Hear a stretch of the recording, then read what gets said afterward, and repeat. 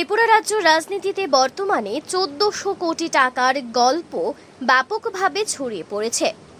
এই গল্পের আবহে এতদিন জনজাতি কল্যাণ দপ্তরের মন্ত্রী বিকাশ দেববর্মার নাম রাজ্যের সমতল থেকে শুরু করে গ্রাম পাহাড়ে ঘুরে বেড়ালেও এবার বিভিন্ন সচেতন মহলে দারুণভাবে প্রদ্যুৎ কিশোরের নাম নিয়ে চলছে নানান আলোচনা পর্যালোচনা।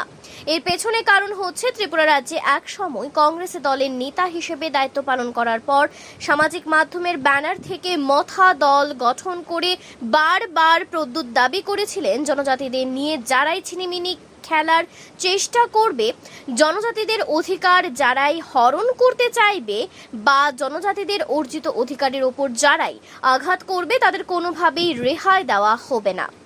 এছাড়াও জনজাতিদের স্বার্থ সংশ্লিষ্ট একের পর এক মুখরোচক দাবির ওপর ভিত্তি করে প্রদ্যুৎ ধীরে ধীরে ত্রিপুরা রাজ্যের একটা বিরাট অংশে জনজাতিদের ভরসার কেন্দ্র বিন্দুতে নিজেকে প্রতিষ্ঠিত করতে সক্ষম হয়েছিলেন।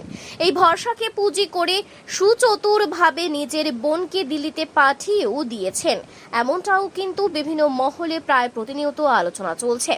স্বাভাবিকভাবে বর্তমানে যখন রাজ্য বিধানসভা থেকে শুরু করে বিভিন্নভাবে জনজাতি কল্যাণ দপ্তরের মন্ত্রী বিকাশ দেববর্মা কর্তৃক জনজাতিদের উন্নয়নের জন্য বরাদ্দকৃত ১৪০০ কোটি টাকা হাফিজ কর হওয়ার একটা তথ্য সমৃদ্ধ প্রমাণ সামনে এসেছে, তখন প্রদ্যুতের ভূমিকা কি? জনজাতি কল্যাণের জন্য বরাদ্দকৃত কোটি কোটি টাকা কখনো বা নিজের নামে, কখনো বা নিজের ছেলের নামে, আবার কখনো বা নিজের জামাতার নাম করে ব্যবহার করে স্থাবর অস্থাবর সম্পত্তির পাহাড় যখন এক মন্ত্রী গড়ে তুলছেন, তখন কেন চুপ থানসার স্লোগানদাতা? রাজ্যের মন্ত্রীর নামে বেনামে সাধারণ জনজাতিদের বরাদ্দকৃত টাকা মেরে খাচ্ছে আর প্রদ্যুৎ বড় বড় কথা বলছে, জবাবদিহি চাইছে না কেন? কার স্বার্থে? তবে কি প্রদ্যুতের সাথে বিকাশের কোনো গোপন বোঝাপড়া রয়েছে? বিভিন্ন মহলে কিন্তু এই বিষয়টা নিয়ে আলোচনা চলছে। অর্থাৎ মোদ্দা কথা হচ্ছে, জনজাতিদের জন্য বরাদ্দকৃত টাকা মারার অভিযোগে বিকাশ দেববর্মার পাশাপাশি ধীরে ধীরে রাজ্যের মানুষ সাধারণ জনজাতিদের প্রদ্যুৎকে এবার নিশানায় নিচ্ছেন।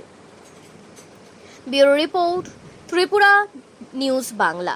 चाहता हूं कि तिपरासा कम्युनिटी एक आवाज में एक मैसेज दिल्ली को दे कि हमारा कॉन्स्टिट्यूशनल सॉल्यूशन आपको पूरा करना पड़ेगा। ये बात सिर्फ कोई पॉलिटिकल लीडर्स नहीं बोल रहे हैं, ये दिल्ली को समझना चाहिए। ये बात पूरा तिपरासा कम्युनिटी बोल रहा है कि लास्ट 76 इयर्स में हमें अपने ही जमीन में भूमिहीन किया गया है।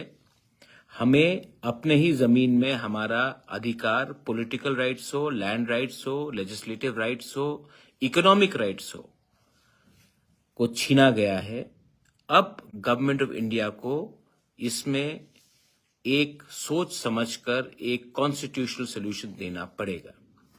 अभी तक शायद गवर्नमेंट ऑफ इंडिया को लगता है कि सिर्फ बुबागरा ही बात कर रहा है, प्रद्योत ही बात कर रहा है, या सिर्फ आईपीएफटी के लोग बात कर रहे हैं, या फिर सिर्फ कोई जनजाति लीडर्स बात कर रहे हैं। गवर्नमेंट ऑफ इंडिया को भी समझना होगा कि ये पूरा तिपरासा कम्युनिटी, हर जाति से कम्युनिटी, ये आवाज गवर्नमेंट ऑफ इंडिया को एक मैसेज भेज रहा है कि हमारा सोल्यूशन निकालिए। हमने बहुत दिन तक वेट किया है, आप हमारा सोल्यूशन निकालिए।